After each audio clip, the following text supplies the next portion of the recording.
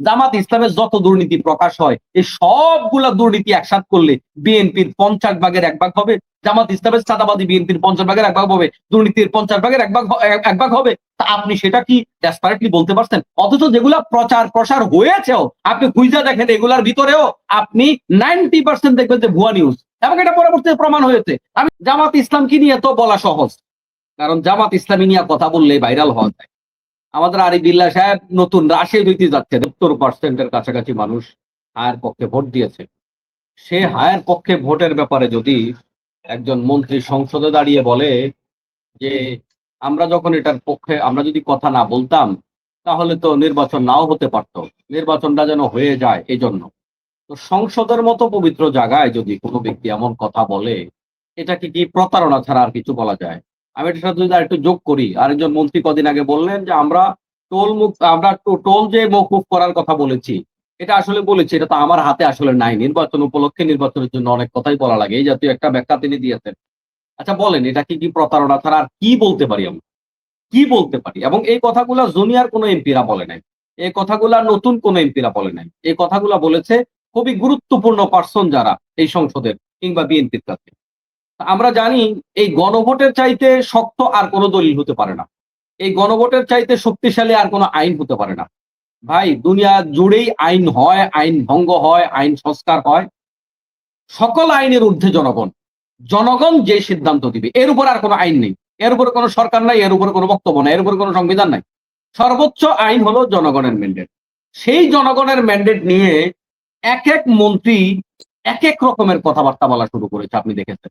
কেউ বলে আমরা কিছু কিছু মানতেছি, ওই যে একটু আগে আরিফুল্লাহ সাহেব বললেন তারা কিছু পালন করা শুরু করেছে, অথচ এই সরকার বলতেছে আমরা এটা করবো না। আবার সরকার আজকেই শুনেছি, সেটা হলো স্বরাষ্ট্রমন্ত্রী বলেছে যে গণভোটের যে অধ্যাদেশ এটা রাষ্ট্রপতি দিতে পারে না। তো গণভোটকে যদি আপনি এই অধ্যাদেশকে যদি আপনি অবৈধ বলেন, তাহলে তার পক্ষ থেকে যত অধ্যাদেশ এসেছে, যত আয়োজন হয়েছে নির্বাচন থেকে শুরু করে, কোনটা তখন আর বৈধ হয়? আপনি তার অর্ধেক নিবেন আর অর্ধেক নিবেন না, এটা তো হইতে পারে না। একই গর্ভে সন্তান আসছে, একই দিনে জন্মগ্রহণ করলো যমজ 2টা সন্তান, একটা বৈধ আর একটা জারজ, এটা হয় কেমনে? এগুলা কি জাতির সাথে তামাশা নয়? এগুলা জাতির সাথে বাড়াবাড়ি নয়? এরপরে জামাত ইসলামকে নিয়ে যে বক্তব্যটা দেওয়া হয়, জামাত ইসলামকে নিয়ে তো বলা সহজ, কারণ জামাত ইসলামী নিয়ে কথা বললে ভাইরাল হওয়া যায়। আমাদের আরিফুল্লাহ সাহেব নতুন রাশেদ হইতে যাচ্ছে, দেখেন না, রাশেদ সংসদে বসলে আর কাউকে মানুষ মনে করে না।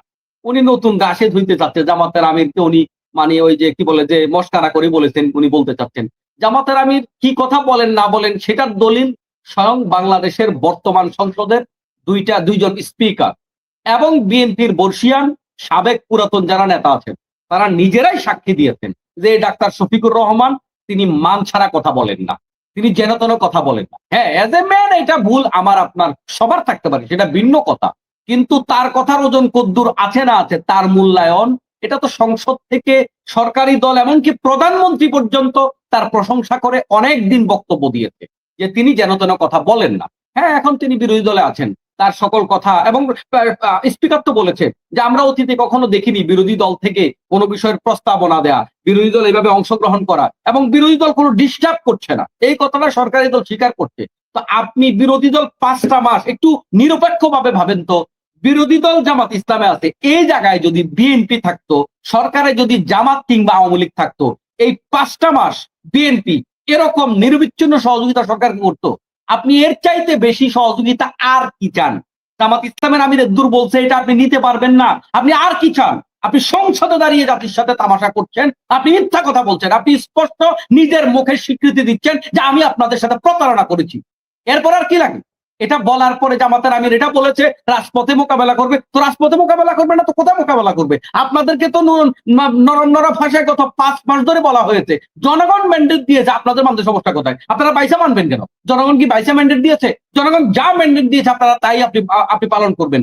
যদি এটা না করা হয় তাহলে ভবিষ্যতে এই যে গণভোট, এই গণভোটের প্রতি কিংবা গণতন্ত্রের প্রতি জনগণের আস্থা থাকবে?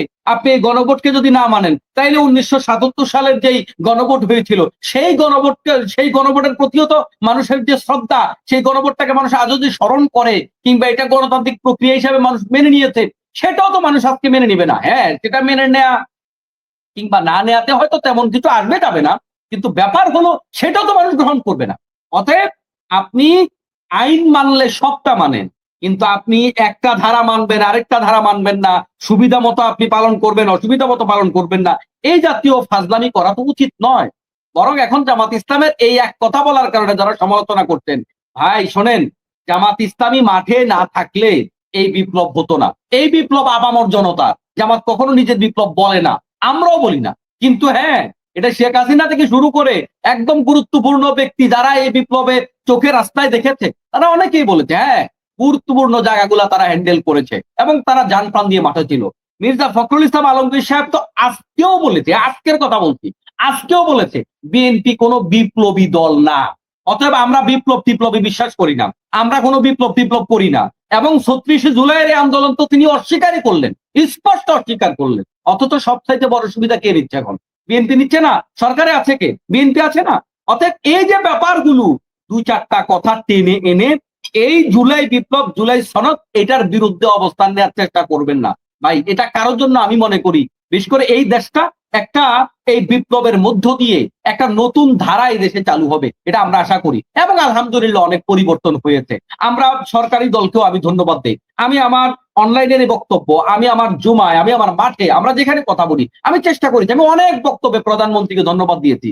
অনেকে মনে করেন তাইলে হুজুর আমাদেরকে বরং উল্টা বলে যে তাইলে আপনারা কি বিএনপির তোষামোদী করতেছেন, আপনারা তো আওয়ামী লীগের বিরোধিতা করছেন। না, বিষয়টা এরকম না। আমরা একটা নতুন ধারার রাজনীতি চাই। প্রধানমন্ত্রী যখন ভালো কিছু করবেন আমরা তার প্রশংসা করব, প্রধানমন্ত্রী খারাপ কিছু করবেন আমরা সেটার বিরোধিতা করব, এবং যে সেটাই বিরোধী দল করতেছে। এতে করে আমরা দেখতে পাচ্ছি অতীতের সকল সংসদ থেকে বর্তমান যে সংসদ আছে এটা তুলনামূলক সুশৃঙ্খল, মানে একবারে সুশৃঙ্খল সংসদ। এটা কি আমরা এটার প্রশংসা করতে পারি না, ধন্যবাদ দিতে পারি না? আমাদের একেবারে রাশেদ হইয়া ল্যাংটা হইতে হবে কেন? এটা তো ভালো কাজ না, আমরা তাকে ধন্যবাদ দেই। হ্যাঁ, এখন বিএনপির এই বেইমানির কারণে যদি জনগণ রাজপথে নামে, এটা তো বিএনপির দোষ, এটা তো জনগণের দোষ না, এটা তো জামাতের দোষ হইতে পারে না। আপনারা গণরায়কে বাস্তবায়ন করেন, গণভোটকে বাস্তবায়ন করেন, ফুলফিল বাস্তবায়ন করেন, কাটছাট করবেন না, জনগণের ম্যান্ডেটের প্রতি শ্রদ্ধা রাখেন। আপনারা যদি এটা করতে পারেন, এবং এই যে কিছুক্ষণ আগে ভারত নিয়ে কথাবার্তা বললেন মেজর ইমরান সাহেব, এই ব্যাপারগুলোতে যদি সরকার সততার পরিচয় দিতে পারে, ভারত নির্ভর না হয়, এই দেশের মানুষই তো এই যে বর্তমান প্রধানমন্ত্রী তথা বিএনপি কে, এই জোটকে, এদেশের মানুষই তো আগামী ২০ বছর ক্ষমতা রাখবে রে ভাই। এদেশের মানুষ কিন্তু অতীত বলে যায় খুব সহজে। কি হয়েছে না হয়েছে, এই নির্বাচন কতটা সুষ্ঠু হয়েছে না হয়েছে, পেছনে কিছু মানুষ তাকাবে না তো।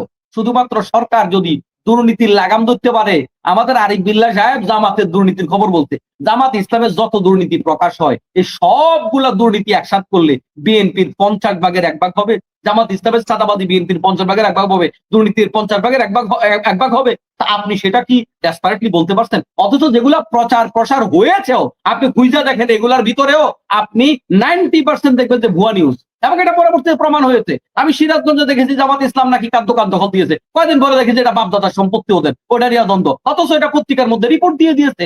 এরপরে ওই দিন এক লোক বললো যে তার সাইকেল দিয়েছে নাতিকে, যেটা আজকে আরিফ বিল্লাহ ভাই ওই যে নিয়ে আসছো না, আত্মীয় স্বজনকে দিছে। আরে ভাই, একটা লোক, সে তো সাবেক উপজেলা চেয়ারম্যান, এবং তাদের অর্থনৈতিক অবস্থা খুব দুরবস্থা, এবং সে পরবর্তীতে চোখের পানি ছেড়ে বলতে বাধ্য হয়েছে, আরে ভাই, একটা এমপি ১০০০ কোটি টাকার দুর্নীতি করতে পারে, ১০০ কোটি টাকার দুর্নীতি করতে পারে, তার একটা ২০০০ টাকার বাইসাইকেল কেন চুরি করতে হবে? আপনি এটা বুঝেন না, শুধু ঠকানোর জন্য নিয়ে কথা বলতে হবে, সেই কথা টকশোতে এসে আপনি ছাড়েন।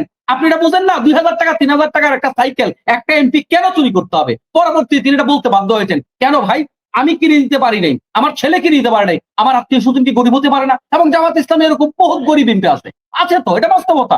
তাইলে এটা আপনারা কত বিশাল করে হাইলাইট করলেন। অথচ আমরা যেটা দেখেছি ফখরুল সাহেবের কোন একটা প্রজেক্টে দেখলাম ১৪ গুণ বেশি বাজেট। আমি গতকালকের কোন একটা অনলাইন পোর্টালে দেখলাম ১৪ গুণ, যা খরচ হওয়ার কথা তার চেয়ে বেশি। আপনি সেটা নিয়ে কথা বলেন না রে ভাই।